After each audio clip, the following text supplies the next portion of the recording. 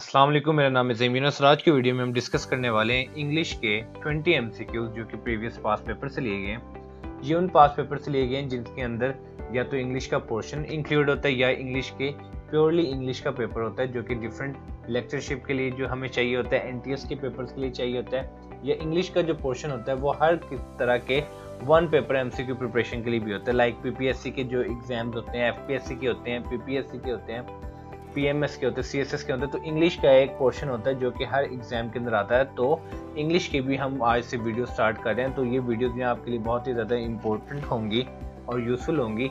इस वीडियो के अंदर हमने 20 एमसीक्यू सेलेक्ट किए हैं जो कि प्रीवियस पास पेपर से लिए गए हैं। तो उम्मीद करता हूँ ये वीडियो आपके लिए बहुत ही ज़्यादा फ्रूटफुल होने वाली है। तो वीडियो स्टार्ट करने से पहले आपसे रिक्वेस्ट करना चाहूँगा कि अगर अभी तक आपने मेरे चैनल को सब्सक्राइब नहीं किया तो काइंडली चैनल को सब्सक्राइब कर लें ताकि आपको मजीद ऐसे इन्फॉर्मेटिव और यूजफुल वीडियोस मिलते हैं। तो स्टार्ट करते हैं आज की वीडियो। तो क्वेश्चन नंबर 1 हम इसके अंदर देखते हैं।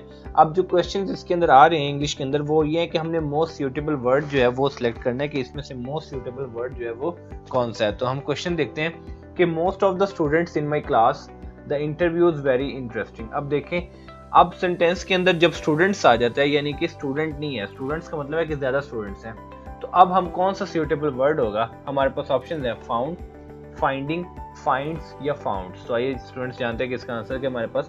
तो इसका आंसर हमारे पास फाउंड। तो आपने याद रखना है कि जब मोस्ट ऑफ द स्टूडेंट्स की बात करें तो फिर आएगा फाउंड।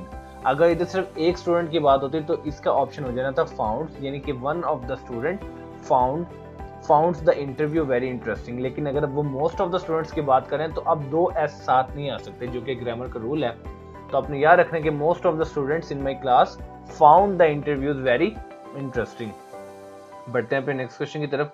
क्वेश्चन नंबर 2 है, ये है डॉग्स ऑलवेज एट स्ट्रेंजर्स। अब देखिए इसके अंदर एक डॉग की बात नहीं की, डॉग्स की बात की गई है। तो हमारे पास अगर हम इसको पिछले क्वेश्चन से रिलेट करें तो हमारा कंसेप्ट और क्लियर हो जाएगा कि दो एस एक तरह के सेंटेंस में नहीं आ सकते। लाइक जो नाउन है और जो वर्ब है उन दोनों में एस नहीं हो सकता। अगर डॉग होगा तो हमारे पास आ जाएगा बार्क्स, और अगर डॉग्स है तो हमारे पास सिंपल क्या आ जाएगा, बार्क। तो हमारे पास ऑप्शन है बार्क्स, बार्क, बार्क्ड, विल बार्क। तो ये स्टूडेंट्स जानते हैं कि इसका आंसर है क्या हमारे पास। तो इसका आंसर जैसे कि मैंने आपको समझाया है, bark. Dogs always bark at strangers. और अगर हम सिंपल डॉग की बात करते तो फिर अब डॉग आ गया तो अब उसके साथ एस का एडिशन हो जाएगा, बार्क्स हो जाएगा। Dog always barks at stranger. लेकिन इधर अगर डॉग्स का गया तो इधर हम एस नहीं लगाएंगे, इधर सिंपल बार्क का वर्ड आएगा। तो इसका आंसर हमारे पास होगा dogs always bark at strangers. तो स्टूडेंट ये वो क्वेश्चन है जो कि प्रीवियस पास पेपर से पिक गए हैं, तो आपने इस चीज को अपने माइंड में रखना है। बढ़ते हैं फिर नेक्स्ट क्वेश्चन की तरफ। क्वेश्चन नंबर 3 हमारे पास है Ibrahim helping the poor for many years, यानी कि इब्राहिम जो है वो काफी सालों से गरीबों की मदद कर रहा है। तो देखते हैं कि इसमें से कौन सा वर्ड है जो मोस्ट सूटेबल है। हमारे पास ऑप्शन है is, has been, will be, was. तो आइए जानते हैं कि इसका आंसर क्या हमारे पास। तो इसका आंसर है हमारे पास हैज बीन। तो आपने याद रखना है कि Ibrahim has been helping the poor for many years. अब देखिए जो सूटेबल वर्ड है वो है हैज बीन, यानी कि कर रहा है। तो Ibrahim has been helping the poor for many years. बढ़ते हैं नेक्स्ट क्वेश्चन की तरफ। क्वेश्चन नंबर 4 हमारे पास है if we worked hard we pass the examination. अब इधर देखते हैं सूटेबल वर्ड कौन सा होगा हमारे पास ऑप्शन है वुड, विल, वुड हैव या हैड। तो ये स्टूडेंट्स जानते हैं कि इसका आंसर क्या हमारे पास। तो इसका आंसर है हमारे पास वुड। तो आपने याद रखना है कि if we worked hard we would pass the examination. तो आपने याद रखना है कि अगर हम मेहनत ज्यादा करेंगे तो हम एग्जामिनेशन को पास कर सकते हैं। तो इसके अंदर जो मोस्ट सूटेबल वर्ड है वो हमारे पास है would. If we worked hard we would pass the examination. बढ़ते हैं फिर नेक्स्ट क्वेश्चन की तरफ। क्वेश्चन नंबर 5 हमारे पास है we a letter every week. अब इधर हमने बताया कि मोस्ट सूटेबल वर्ड क्या होगा, have written, write, writes, written. तो आइए स्टूडेंट्स जानते हैं कि इसका आंसर क्या हमारे पास। तो इसका आंसर है हमारे पास राइट्स। तो हम इसका आंसर होगा we writes a letter every week, यानी कि अब वीक की बात हो रही है तो इसके साथ किस चीज का एडिशन हो जाएगा, राइट्स का। ठीक है, तो आपने याद रखना है कि we writes a letter every week. और अगर आई होता है इधर तो अब भी राइट्स आता है। ठीक है, अगर यू या दे होता तो सिंपल राइट आएगा। ठीक है, आई और वी के साथ एस का एडिशन हो जाएगा, जबकि यू और दे के साथ सिर्फ सिंपल राइट आएगा, यानी कि you write a letter every week, they write a letter every week. लेकिन अगर वी है या आई है तो इसमें एस का एडिशन हो जाएगा, we writes a letter every week या I writes a letter every week. तो बढ़ते हैं अपने नेक्स्ट क्वेश्चन की तरफ। क्वेश्चन नंबर 6 हमारे पास है वुड दैट आई रिच। तो देखते हैं कि इसका आंसर क्या हमारे पास। तो हमारे पास ऑप्शन है was, were, is, will be. तो ये स्टूडेंट्स जानते हैं कि इसका आंसर क्या हमारे पास, तो इसका आंसर है हमारे पास वर्ब। जब भी स्टूडेंट्स आपने याद रखना है कि वुड दैट की बात आ जाए और आई की बात आ जाए तो तब वाज नहीं आएगा, तब हमेशा जो है वो वर आता है। तो आपने याद रखना है कि would that I were rich. बढ़ते हैं नेक्स्ट क्वेश्चन की तरफ। क्वेश्चन नंबर 7 हमारे पास है what have you been all the morning. इसके अंदर आपने सबसे सूटेबल वर्ड आपने चूज करना है। हमारे पास ऑप्शन है डू, डज, डिड, डूइंग। तो ये जानते हैं कि क्वेश्चन 7 का हमारे पास क्या आंसर है, तो क्वेश्चन 7 का हमारे पास आंसर है doing. So what have you been doing all the morning, यानी कि आप सारे दिन में मॉर्निंग में आप क्या कर रहे थे। तो इसके अंदर जो है आईएनजी का एडिशन हो जाएगा, क्योंकि व्हाट हैव यू बीन, आपको अगर पता होगा कि प्रेजेंट कंटिन्यूअस टेंस के अंदर जो कि हम जिसके अंदर हैव यू बीन सिलेक्ट करते हैं तो उसके अंदर जो वर्ब होगा उसके साथ किस चीज का एडिशन हो जाएगा, आईएनजी का। तो what have you been doing all the morning. बढ़ते हैं नेक्स्ट क्वेश्चन की तरफ। क्वेश्चन नंबर 8 हमारे पास आर यू योर होमवर्क। अब इसके अंदर आपने बताना है कि अब इसके अंदर किस चीज का एडिशन होगा। अगर यू आर की बात करें या आर यू की बात करें तो आई थिंक इसके अंदर आईएनजी का एडिशन होना चाहिए, लेकिन हम ऑप्शन देख सकते हैं, ग्रामर्स के कुछ और रूल भी होंगे। तो हमारे पास ऑप्शन है डू, डूइंग, डन, डिड। तो ये स्टूडेंट्स जानते हैं कि इसका आंसर क्या हमारे पास, तो इसका आंसर है हमारे पास डूइंग। तो आपने याद रखना है कि you are doing, are you doing, तो इसके अंदर जो वर्ब होता है उसके साथ हम क्या एडिशन करते हैं, आईएनजी की। तो आपने याद रखना है कि are you doing your homework, ये इसका आंसर है। बढ़ते हैं नेक्स्ट क्वेश्चन की तरफ। क्वेश्चन नंबर 9 हमारे पास है इट सिंस मॉर्निंग। अब सिंस मॉर्निंग है तो आप देख लेते हैं कि सिंस जो है वो प्रेजेंट कंटिन्यूअस टेंस में यूज होता है। तो आप देखते हैं कि हमारे पास ऑप्शंस क्या है। हमारे पास ऑप्शन है rains, raining, had raining, has been raining. तो आइए स्टूडेंट्स जानते हैं कि इसका आंसर क्या हमारे पास, तो इसका आंसर है it has been raining since morning. ठीक है, तो आपने याद रखना है कि जब सिंस की बात हो जाए तो तब उसके अंदर जो है हैज बीन यूज होता है। तो हमारा आंसर होगा it has been raining since morning.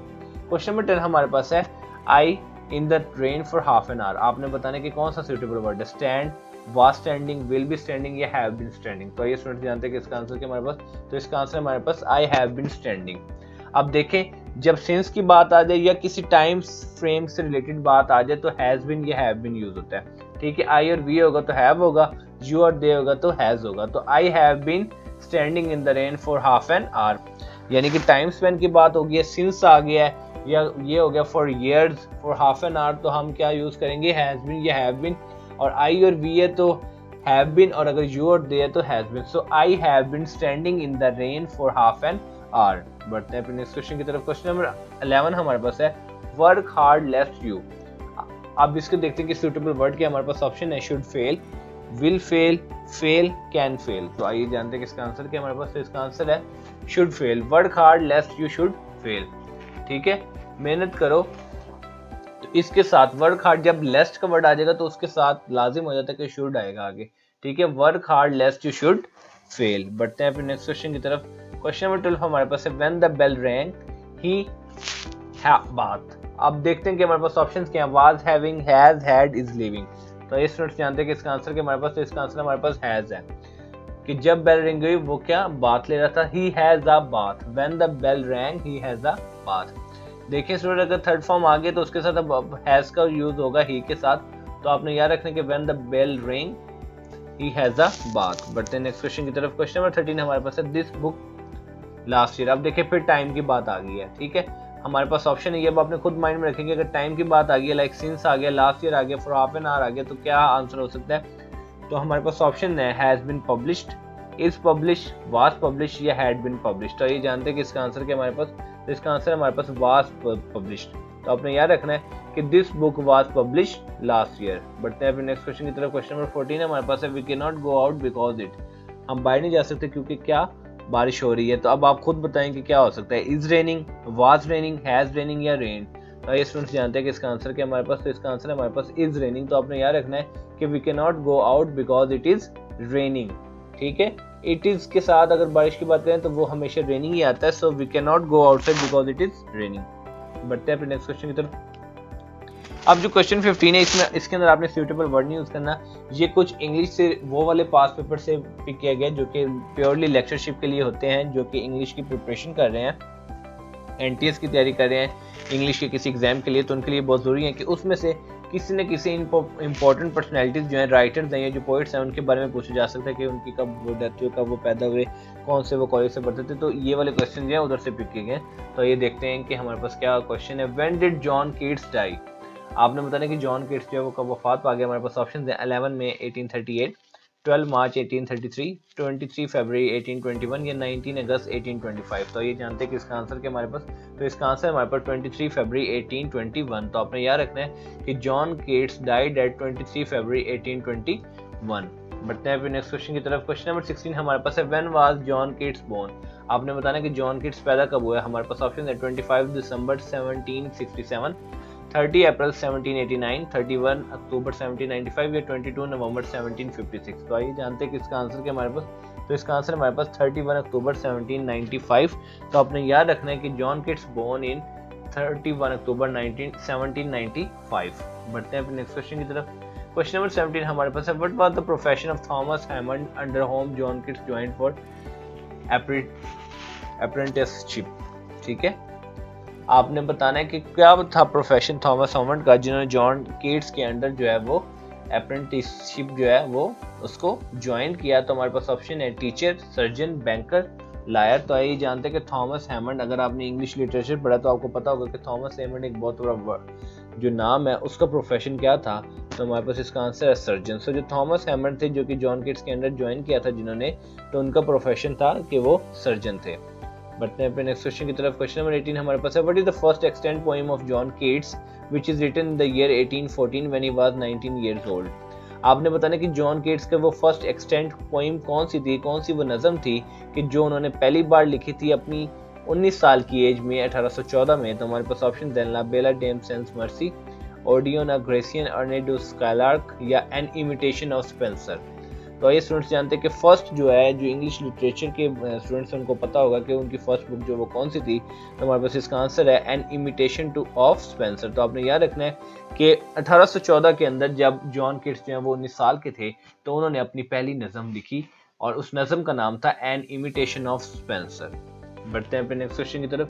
Question number 19 हमारे पास है, in which school did John Keats study. John Keats ने कौन से स्कूल में स्टडी किया। हमारे पास ऑप्शन है John Clarke school, King's grammar school, Harrow या एटन। तो आइए जानते हैं स्टूडेंट्स कि इसका आंसर क्या हमारे पास, तो इसका आंसर है हमारे पास जॉन क्लार्क स्कूल। तो आपने याद रखना है कि John Keats study in John Clarke school. ठीक है, जॉन केट्स से ही आपने याद रखना है कि वो स्कूल जिसमें पढ़े स्कूल का नाम था जॉन क्लार्क्स। बढ़ते हैं नेक्स्ट क्वेश्चन की तरफ। क्वेश्चन नंबर 20 हमारे पास है जो कि हमारी इस वीडियो का लास्ट क्वेश्चन है कि which period of John Keats has called the most blessed time in Keats life by Cowden Clarke, a close friend of Keats. आपने उस पीरियड का नाम बताना है जिसके अंदर जो है उनके फ्रेंड जो थे जिनका नाम कॉवडन क्लार्क था, उन्होंने कहा था कि this is the most blessed time in Keats life. तो हाँ, उस पीरियड का नाम बताना है। तो हमारे पास ऑप्शन है his visit to the Lake District, Keats lodging in the attic above the surgery at 7 Church Street, Keats stay in Italy या किड्स ट्रैवल टू एल्प्स। तो आइए स्टूडेंट्स जानते हैं कि इसका आंसर क्या है हमारे पास, तो इसका आंसर है हमारे पास Keats lodging in the attic above the surgery at 7 Church Street. So it was the most blessed time in Keats life. और ये किसने कहा था, उनके क्लोजेस्ट फ्रेंड थे। आपसे ये भी पूछा जा सकता है एग्जाम पे कि कौन से फ्रेंड ने कहा था कि Keats lodging in the attic above the surgery at 7 Church Street it is the most blessed time in Keats life. तो वो किसने बताया था, उनके फ्रेंड ने, और उस फ्रेंड का नाम क्या था ये पूछा जा सकता है। तो अपने नाम भी आपको याद रहना चाहिए कि नाम उनका था कॉवडन क्लार्क।